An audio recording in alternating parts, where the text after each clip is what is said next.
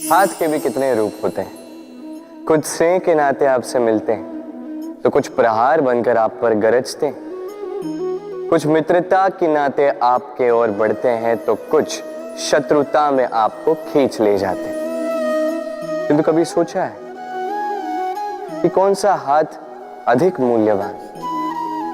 जब आप सफल होते हैं, जब आप शुभ कर्म करते हैं, तब कुछ हाथ आपके लिए तालियां बजाते हैं और कुछ हाथ ऐसे होते हैं जो आपके कंधे पर रखे जाते हैं जब आप जीवन में सबसे अधिक असफल होते हैं, जब आप टूट जाते हैं। ये तालियां बजाने वाले ये हाथ, आपकी प्रशंसा करने वाले ये हाथ, इससे कहीं अधिक मूल्यवान है वो हाथ जो आपको तब सहारा देते हैं जब आप वो समय व्यतीत कर रहे हैं जो कोई नहीं करना चाहता।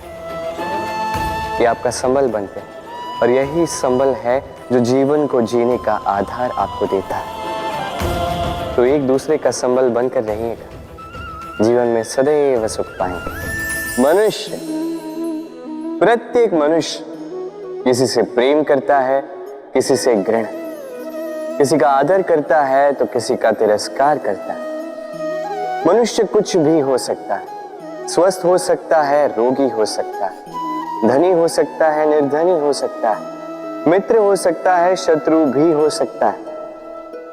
यदि कुछ नहीं हो सकता तो अस्पर्श, छुआछूत ईश्वर की दृष्टि में सबसे बड़ा पाप है। ये जो मनुष्य का शरीर है ये ईश्वर की देन है, ये उसका मंदिर है। हर शरीर में ब्रह्मा जी निवास करते हैं, तो इस शरीर का अपमान करना, इसे छूने से भी कतराना, ये कभी ना करना। इस जीवन में छुआछूत कभी ना करना। ईश्वर की जो देन है उसका सम्मान करना सीखो। प्रेम और चाह समान लगता है किंतु है नहीं, इनमें बहुत अंतर है। देखा जाए तो प्रेम और चाह कभी एक हो ही नहीं सकते। अब यदि मैं आपको उदाहरण दूं, यदि आप इस पुष्प को चाहते हैं तो आप इसे इसकी डाली से तोड़कर अपने पास रखें, किंतु यदि आप इससे प्रेम करते हैं तो आप प्रतिदिन आकर इसकी जड़ों को जल देंगे ताकि ये और खिले। बस यही है अंतर चाह और प्रेम। चाह स्वार्थ बन जाता है, जहां प्रेम परमार्थ बनता है। तो चाह नहीं, प्रेम कीजिए, जीवन धन्य हो जाए। कभी किसी बालक को देखा है? कितना कुछ घटित होता है उसके जीवन, बालपन से लेके बड़े होने तक असंख्य अनुभवों का अनुभव करता है। कभी गिरता है, कभी चोट खाता है, कभी सीखता है, कभी पीड़ा सहता है तो कभी आनंद के क्षण जीता। किंतु स्मरण रखता है तो केवल आनंद के क्षण। अब तनिक एक बार आपके जीवन के प्रारंभ में झांक के देखिए, आपके बालपन में झांक के देखिए, आप पाएंगे कि अधिकतर स्मृतियां जो आपके मन में हैं वो अच्छे क्षणों की, बुरे क्षणों की नहीं। इसीलिए ये बालपन, ये सुखी होता है, ये निश्चिंत होता है। इसलिए आज भी न जाने आप कितने भी बड़े क्यों ना हो जाए, बुरी स्मृतियों को, बुरी यादों को भुलाने का प्रयास कीजिए। एक बार बुरी यादों को भुलाने का अनुभव आपको हो गया तो स्मरण रखिए, कितने भी कठिन कष्ट आपके जीवन में क्यों ना आए, उनका सामना करने में आप सक्षम रहे। यदि मैं आपसे पूछूं कि इस संसार में सबसे महत्वपूर्ण तत्व कौन सा है, तो आप कहेंगे जल। और बिल्कुल ठीक है, किंतु किस कारण से? इसलिए कि वो हमें जीवन देता है, इसलिए कि वो हमारी प्यास बुझाता है, या इसलिए कि हमारे दैनिक कार्यों से लेकर मरने तक हमारे काम आता है, हर कार्य में हमारी सहायता करता है? नहीं, इसके पीछे एक भाव है जल की प्रकृति। सोचिए, सागर का ये जल सूर्य के ताप को सहकर वाष्पित होता है, फिर ऊपर जाके मेघों में समा जाता है, फिर मेघों के साथ एक लंबी यात्रा तैर कर कहीं पर्वतों से टकराकर वर्षा बनकर इस धरा पर बरसता है।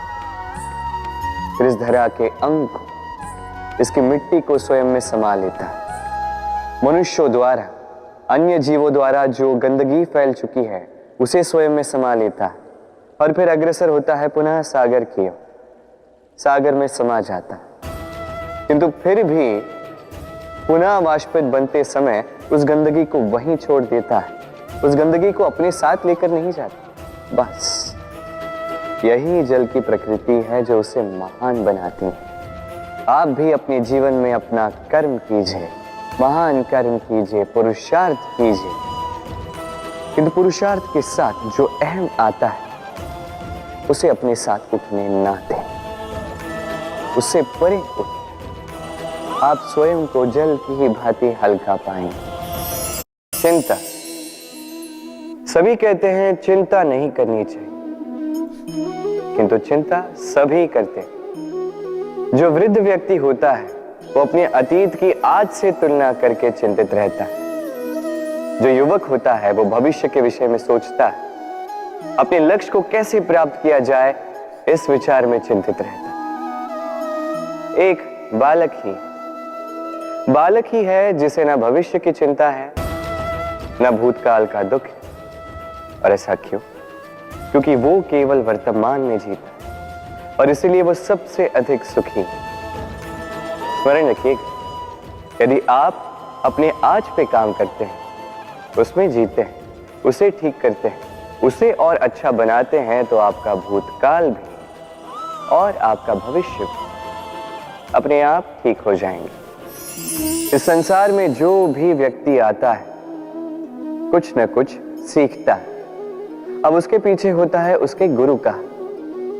अब ये गुरु को ये निर्धारित हम करते हैं। कदाचित वो हमारे माता पिता हो सकते हैं, कदाचित मित्र हो सकते हैं, भाई हो सकते हैं, आदर्श हो सकते हैं, कदाचित गुरुकुल में सिखाने वाले गुरु भी हो सकते हैं। अब संसार की कुछ बातें ऐसी जो संसार का कोई गुरु नहीं सिखा सकता, वो आपको समय सिखा जाता है। क्योंकि संसार में समय से बड़ा गुरु और कोई नहीं। अब समय में और गुरु में एक समानता है और एक अंतर है। समानता ये कि समय और गुरु दोनों आपको सिखाते हैं। अंतर ये कि गुरु पहले आपको सिखाता है, फिर आपकी परीक्षा लेता है। समय पहले आपकी परीक्षा लेता है, फिर आपको सिखाता है। अब शिक्षा प्राप्त करके परीक्षा देना और परीक्षा दे करके शिक्षा प्राप्त करना, ये दो भिन्न बातें। और सदैव स्मरण रखिए, इस समय से आपको जो भी सीख मिलती है उसे सदैव अपने पास संभाल कर रखिए, क्योंकि समय से बड़ा, समय से मूल्यवान, समय से अधिक आधुनिक और कोई गुरु नहीं ना। कितनी साधारण सी बात है। हर एक मनुष्य जो जन्म लेता है उसे एक नाम मिलता है, जो उसे दिया जाता है या तो उसके माता पिता द्वारा, या तो उसके गुरु द्वारा, या किसी संबंधी द्वारा, या किसी प्रियजन द्वारा। इसी नाम के साथ वो पलता है, बढ़ता है। परंतु क्या यही नाम है?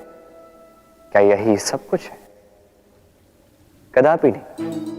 एक नाम वो है जो आपको जन्म से मिलता है, जिसे आप कर्म तक ले जाते हैं, और एक नाम वो जो आप अपने कर्म से अर्जित करते हैं, और इसी कारण से आप जन्मों जन्मों तक जाने जाते हैं। आपका वास्तविक नाम वो नहीं जो आपको जन्म से मिला है, आपका वास्तविक नाम वो है जो आपने अपने कर्म से कमाया है।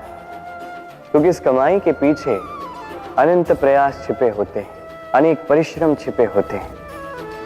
किंतु यदि आप चाहते ही हैं कि लोग आपके नाम को स्मरण रखें, तो आपको कर्म के मार्ग पर अग्रसर होना ही होगा। शुभ कर्म करने होंगे, निरंतर प्रयास करने होंगे, महान कर्म करने होंगे, और विश्वास कीजिए आपको एक महान नाम का ये फल अवश्य मिलेगा। मनुष्य सामाजिक प्राणी है, समाज में घूमता है, लोग ढूंढता है, संबंध बनाता है, उन्हें बढ़ाता है, सुख देता है, सुख प्राप्त करता है, अपने दुख को कम करता है। किंतु एक बात समझ नहीं पाता, अपने कौन है और पराये कौन है। देखिए, अपने वो नहीं जो सुख के क्षणों में आपके साथ रहते हैं, अपने वो है जो दुख के क्षणों में आरंभ से लेके अंत तक आपके साथ खड़े रहते हैं। ध्यान रहे, सुख के क्षणों में जो आपके साथ सम्मिलित होते हैं, ये वो लोग हैं जिन्हें आप चाहते हैं। किंतु जो दुख के क्षणों में, समस्या में, पीड़ा में, अकेलेपन में आपके साथ खड़े रहते हैं, सदैव आपका साथ निभाते हैं, ये वो लोग हैं जो आपको चाहते हैं। अब किन्हें अपना बनाना है और किन्हें पराया, निर्णय आपका है। कभी जीवन में आपने देखा होगा, सुना होगा कि मनुष्य जब दूध पीता है, उसमें यदि कोई मक्खी आके गिर जाए तो वो उसका पान नहीं करता, उस दूध को कहीं फेंक देता है। किंतु सोचिए, यदि यहाँ पे परिस्थिति तनिक भिन्न है, दूध के स्थान पर घी है, तो मनुष्य क्या करता है? उस घी को नहीं फेंकता, उसमें से मक्खी को निकाल के फेंकता है। इससे हम क्या समझते? यही कि मक्खी अधिक महत्वपूर्ण नहीं, अधिक महत्वपूर्ण है वो पदार्थ घी। अब सोचिए, दूध और घी दोनों उत्पन्न होते हैं गैया से, फिर अधिक महत्वता घी को क्यों दी जाती? वो इसलिए क्योंकि जो जितना तपता है वो उतना खड़ा बनता है, उतना मूल्यवान बनता है, इतना मूल्यवान कि यदि उसमें कोई अवगुण भी हो, लोग उसे अनदेखा कर देते हैं। स्मरण रखिएगा, ये गुण अवगुण ये केवल व्यवहार, किंतु परिश्रम करना, संघर्ष करना, तपना, ये मनुष्य का भाव है। और व्यवहार पे नहीं, भाव पर ध्यान केंद्रित कीजिए, उसे महत्व दीजिए। और आइए मेरे साथ प्रेम से कहें, राधे राधे।